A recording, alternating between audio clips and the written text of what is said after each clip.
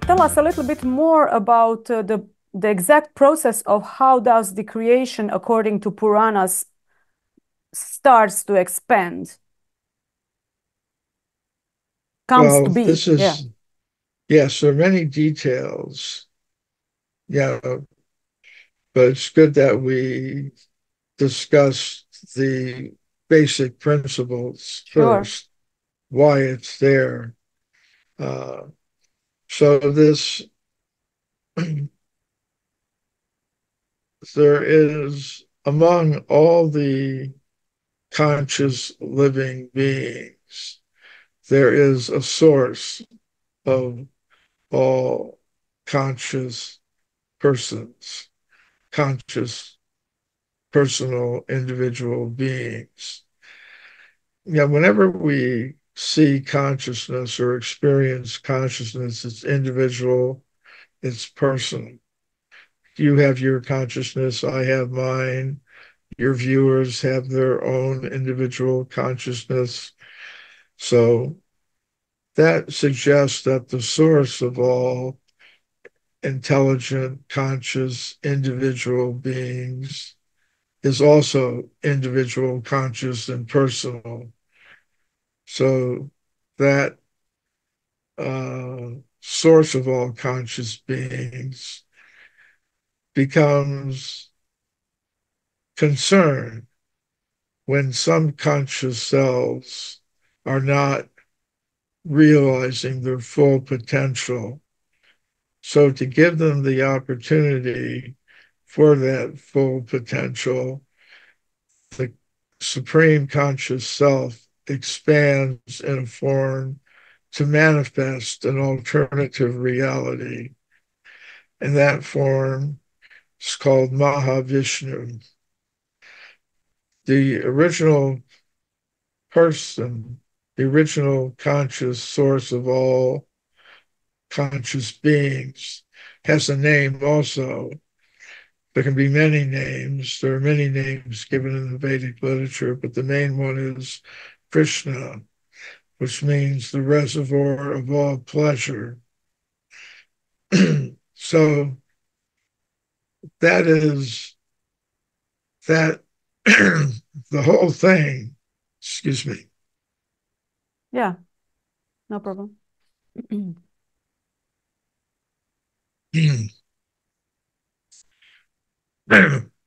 So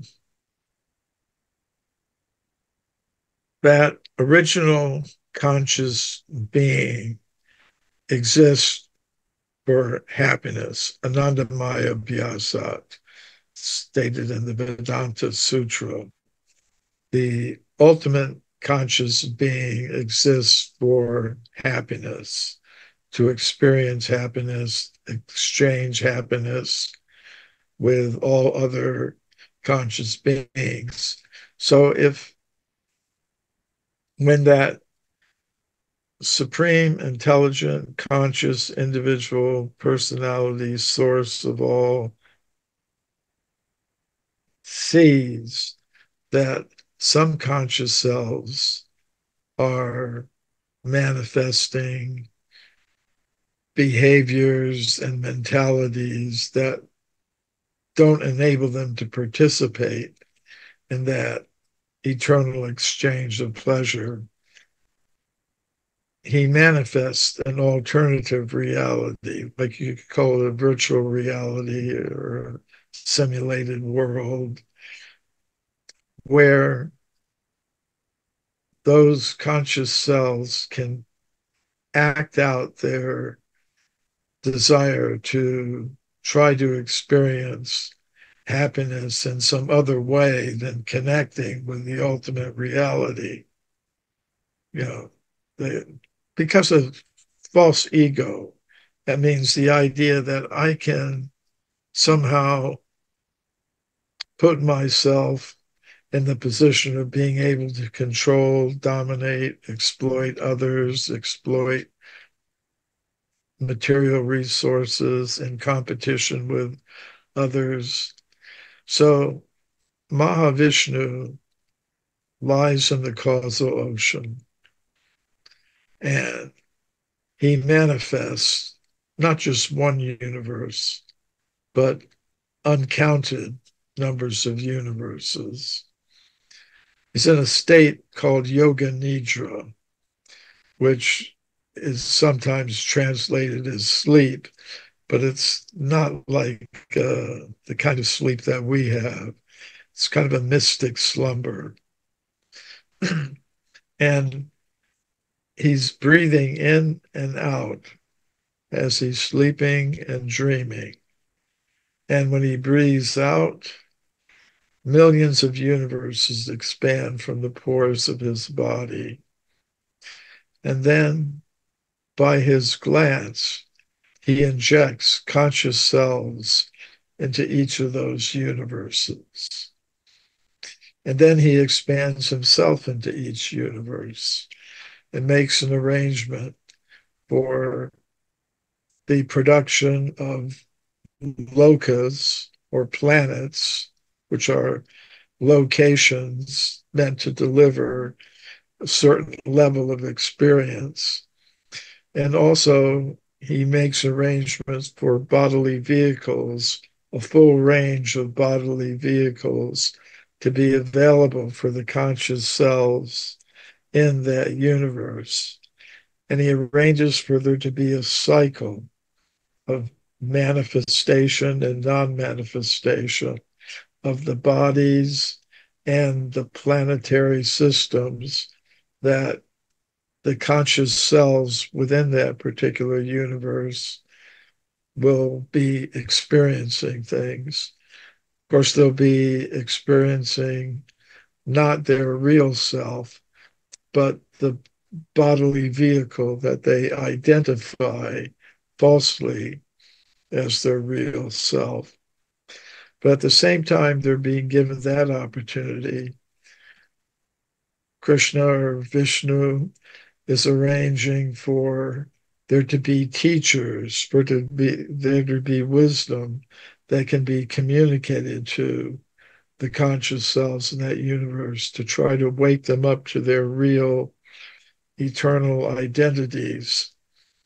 And that is something that is not forced, it has to be voluntary. So the opportunity, each conscious self has the freedom to decide which path to follow. So those, and as I said, there's lots of different cycles of time, time for the manifestation of each vehicle, whether it's human or plant or animal. It's the same kind of self, conscious self in each bodily vehicle, but they're limited by the vehicle. In other words, if I ride a bicycle, I can go so fast. If I ride a motorcycle, I can go faster.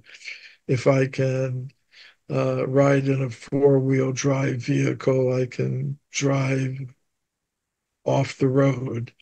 If I get in a boat, I can go on the water. If I get in a submarine vehicle, I can go under the water. If I get in an airplane, I can fly. I'm the same person, but according to the bodily vehicle I'm in, I can act in a certain way. So it's the same with the conscious self. At the end of each embodiment, in other words, at the time of death, the desires of the conscious self, its accumulated desires, are read, you could say, or evaluated, and then it gets another embodiment according to its mentality. So, so that system is going on, but we can get out of that system by practicing different systems of yoga and meditation, the Hare Krishna mantra meditation, bhakti yoga system. It's what I personally practice. But there are different systems for doing that. Now, so that is a more detailed explanation from the Vedic point of view, how the universes are actually manifested. There are many universes. They are all temporary. They last for a long time, trillions of years, like one breath of Mahavishnu. When he breathes out, the universes expand. They uh, exist for some time. Conscious cells are injected into them. And then when he breathes in, everything comes back into his body after 311 trillion, 40 billion solar years. So our position is we're in one of those universes. We've perhaps gone through millions of births, millions of different types of bodies. There are 8,400,000 kinds of bodily vehicles, according to the Vedic cosmology. And so we can kind of continue in that way, or we can take advantage of the opportunity of the human form of life and get out of the whole cycle and realize our full potential as conscious beings.